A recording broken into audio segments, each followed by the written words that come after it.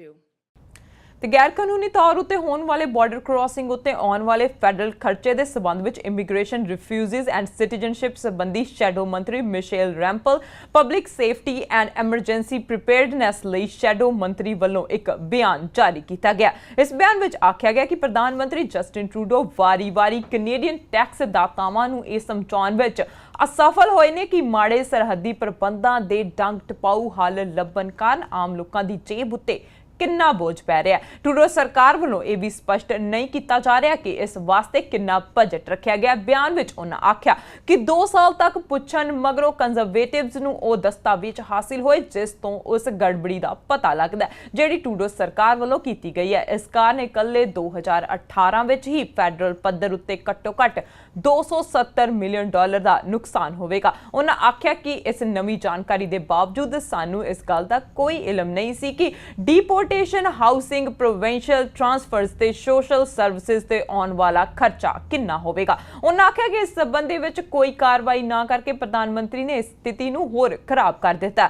साडीआं सरहदां उत्ते मौजूदा हालात नाल सिज्जण लई आउण वाली लागत बारे जदों तक ट्रूडो सरकार फुल प्रूफ योजना पेश नहीं करती उदों तक साडे प्रोविंस ते म्यूनसिपैलिटीज़ नूं इस दा सेक चलना होवेगा। उन्होंने आख्या कि बैकलॉग विच दिनों दिन वाधा हो रहा ते बेघरे लोकां लई शैल्टर समर्था घटती जा रही है। इन्हां दस्तावेज ना सिर्फ गैर कानूनी बॉर्डर क्रॉसिंग लई अंशक कीमत का जिक्र है सगों एंकर रिलेटिव्स का मुद्दा भी उजागर किया गया।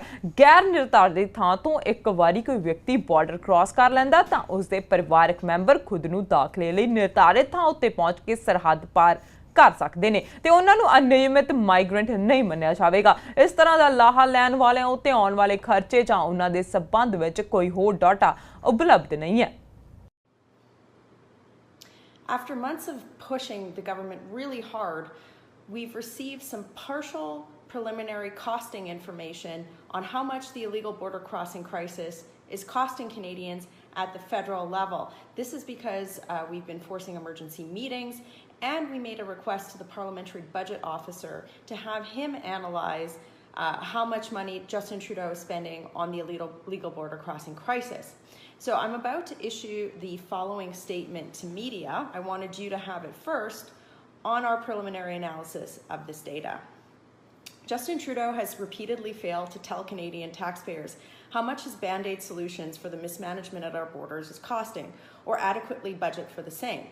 However, after nearly 2 years of asking, Conservatives have obtained documents that show the mess that the Trudeau government has created will cost at least $270 million at the federal level, most of that in 2018 alone. In spite of this new information, we still have no idea what the projected costs related to deportations, housing, provincial transfers, and social services will be.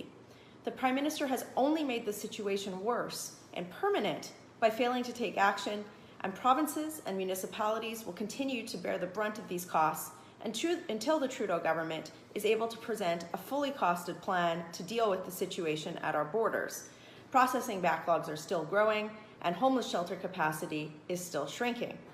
Not only did these documents outline partial costs associated with the illegal border crossing crisis, they also highlighted the issue of anchor relatives.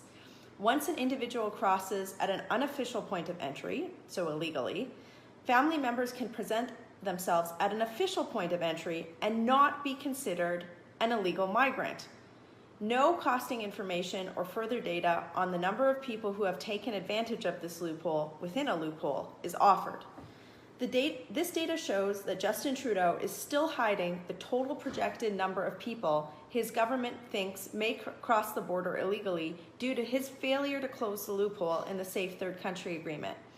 At a time when Canadians are struggling to make ends meet and so many newcomers are trying to legally enter Canada, the Trudeau government's failure to manage our borders poses an unfair and unnecessary challenge. It's long past time the Prime Minister presents Canadians with a plan to deal with this mess. A Conservative government will regain control of our borders, prioritize refugees from the world's most vulnerable, dangerous countries, not safe spaces like upstate New York, and make sure that those who obey the law are treated fairly.